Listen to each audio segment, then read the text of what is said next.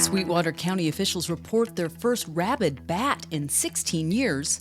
Watch out for the moose rut when exploring the backcountry this fall. And 2 reports of alien abductions reported in Wyoming in the 1970s remain unsolved today.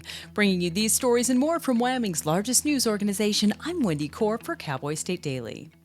Homeowners in Rock Springs made a disturbing discovery in their yard last week, a bat that was acting strangely. When they took it to animal control, they were shocked to find out that the flying mammal was actually rabid. That's according to Cowboy State Daily's Claire McFarland. The bat died naturally in captivity, but testing revealed that it was the first rabid bat confirmation in Sweetwater County since 2007. Authorities investigated the incident and found no known direct contact between the rabid bat and pets or humans. A battle fought in 1865 near modern-day Casper between American Indians and U.S. cavalry soldiers, led by a man named Custers, helped set the stage for the famous Battle of the Little Bighorn in Montana, the last stand of a man named Custers. Cowboy State Daily's Andrew Rossi researched the lesser-known skirmish that made a big impact on modern-day Wyoming.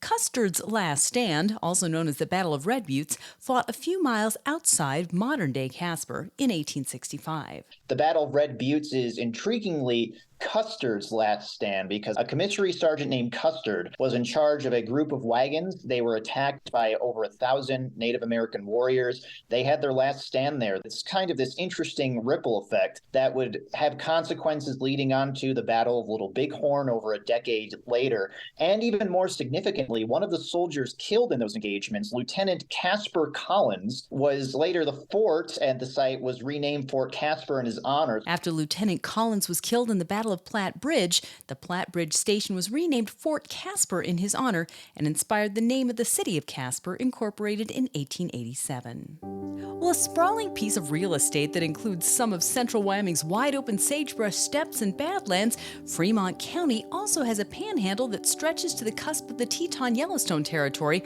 making it a hunter's paradise. It has legendary deer and antelope herds, but for now, at least, the focus seems to be on elk, locals told Cowboy State Daily's Mark Hines in this week's Fremont County installment of Hunting Wyoming. Elk is kind of Wyoming's animal when it comes to hunting. They said the deer hunting used to be good, but Fremont County, unfortunately, is kind of chronic wasting disease central for the deer populations. So the deer really aren't looking too good right now. Fairly decent bird hunting, rough grouse, waterfowl, sage grouse. And they said also in the mountains here, there are a lot of wolves. So, just a good variety of wildlife. I'll be back with more news right after this. At Hilltop Bank, we understand that buying a home is a big decision. That's why we're here to be your trusted partner on the path to home ownership. Our experienced mortgage team will guide you every step of the way, from pre-approval to closing. We offer competitive rates and a wide variety of home loan options to best suit your needs. With our local knowledge and personalized service, you'll feel confident and comfortable throughout the entire home buying process. Contact us today to start your journey toward home ownership. Hilltop Bank, member FDIC, equal housing lender. 3 bull moose caught having a shoving match in the Snowy Range Mountains earlier this month signaled the onset of the rut, or the mating season. Cowboy State Daily's Mark Hines reports that the clashes are likely to get much more violent as the rut goes on. These pushing contests are usually pretty low-key, pretty friendly. They're just kind of testing each other out. Later on, when the rut or the mating season really kicks in, they say it gets far more serious. It can be far more violent when they really are competing for the females. The competition between bull moose and elk, which are also now rutting, will get increasingly fierce going into October and then taper off into relative peace and quiet.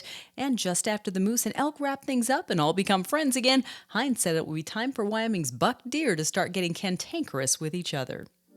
And recent whistleblower accusations of a U.S. government cover-up regarding UFOs cast new light on old claims, including a pair of Wyoming encounters in the 1970s that made national headlines.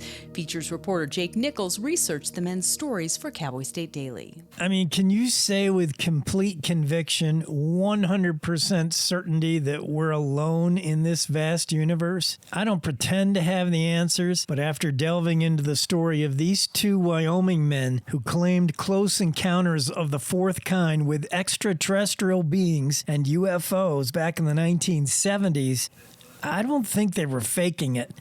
They weren't lying. Something happened to them. And that's today's news. Get your free digital subscription to Wyoming's only statewide newspaper by hitting the subscribe button on CowboyStateDaily.com. I'm Wendy Kaur for Cowboy State Daily.